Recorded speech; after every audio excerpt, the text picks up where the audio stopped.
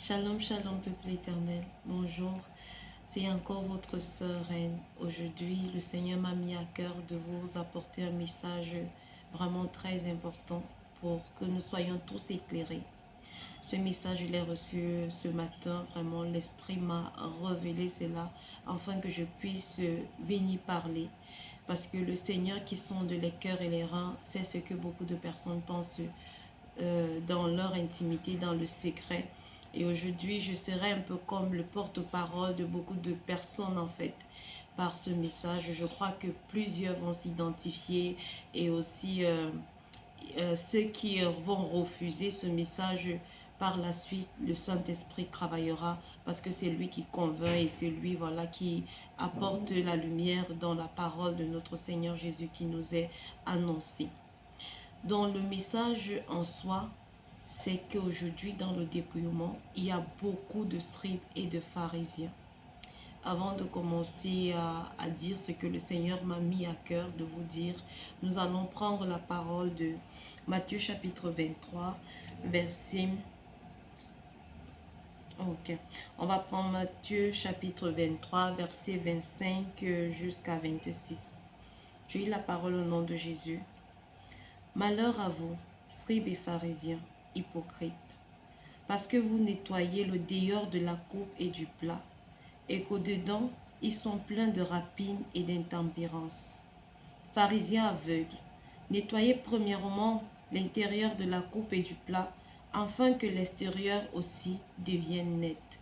Parole du Seigneur, nous rendons grâce à l'Éternel. Peuple de l'Éternel, il est temps que ceux qui entendent la voix de Jésus le suivent dans la vérité. Pas la vérité qui sort de la bouche des hommes, mais la vérité qui est écrite dans sa parole. Il y a plusieurs personnes dans le dépouillement extérieur qui ne connaissent pas la parole du Seigneur et qui sont conduits comme des aveugles par des scribes et des pharisiens. Et aujourd'hui, l'Éternel m'envoie vous dire, il n'y a rien de nouveau sous le soleil, il n'y a rien de nouveau. Ces pharisiens, ces scribes-là ont existé bien avant. Et ils savent ce qu'ils sont en train de faire. Alors ne vous laissez pas prendre à la ruse parce que vous êtes ignorants de la parole de notre Seigneur.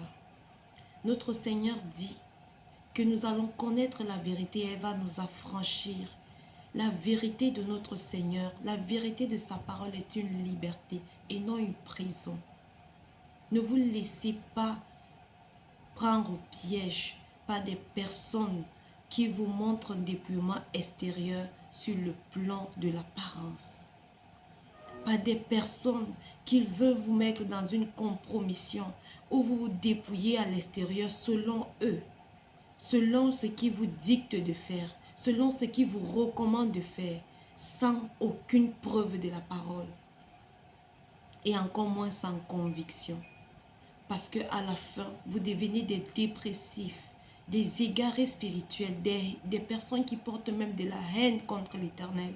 Ah oui, plusieurs qui sont dans le dépouillement extérieur aujourd'hui ont une grande haine contre l'Éternel parce qu'ils se disent pourquoi moi? Pourquoi c'est à moi que l'Éternel a dit de faire ça et pas aux autres? Parce qu'ils voient autour d'eux des chrétiens non dépouillés qui sont épanouis, qui se sentent libres et qui réussissent et qui vivent la vie en Christ. Et ils ne comprennent pas que chaque chose a son temps et que c'est une question de grâce. Sortez de ces prisons-là. Sortez de ces prisons de pharisiens et de scribes dans lesquelles vous êtes aujourd'hui. Sortez de là.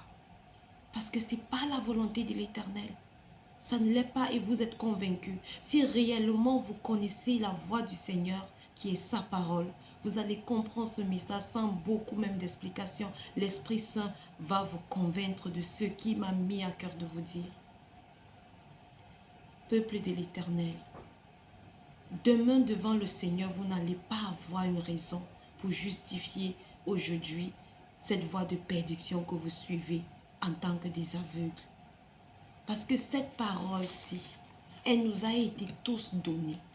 Si vous refusez de lire ceci, quelqu'un d'autre va lire la parole et vous la vendre. Quelqu'un d'autre va lire la parole et vous l'expliquer à son goût, afin de vous tenir captif, afin de vous prendre en proie. Et vous allez devenir des chrétiens malheureux. Et vous n'allez jamais rencontrer le Dieu d'amour. Ah ça, jamais. Parce que c'est l'esprit qui habite cette personne qui vous dirige. Et non l'esprit du Seigneur. L'esprit de notre Seigneur Jésus-Christ, c'est l'esprit d'amour. L'esprit de paix. L'esprit de joie, l'esprit de sérénité.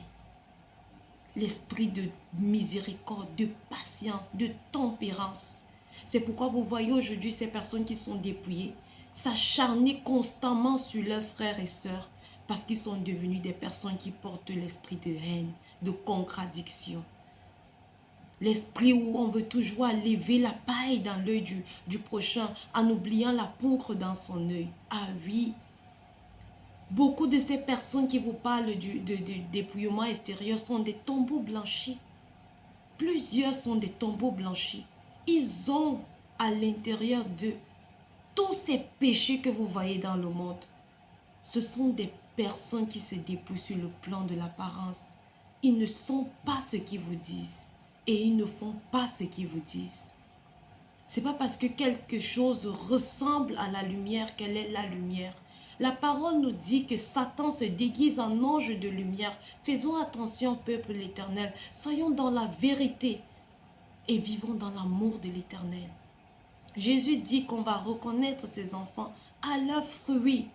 Et ce fruit-là, qui est principalement l'amour, et qui aujourd'hui est en train de partir des cœurs des hommes, partir des cœurs des enfants de l'Éternel. Et ça, c'est aussi une prophétie de notre Seigneur Jésus, qui a dit que dans les derniers jours, l'amour d'un plus grand nombre va se refroidir. Aujourd'hui, les chrétiens persécutent leurs frères. Aujourd'hui, on n'a pas besoin du diable. Entre nous chrétiens, on joue le rôle du diable. Et c'est tellement triste, mais en même temps, toute la gloire revient à l'Éternel parce que sa parole est accomplie. Alors je viens vous porter ce message-là.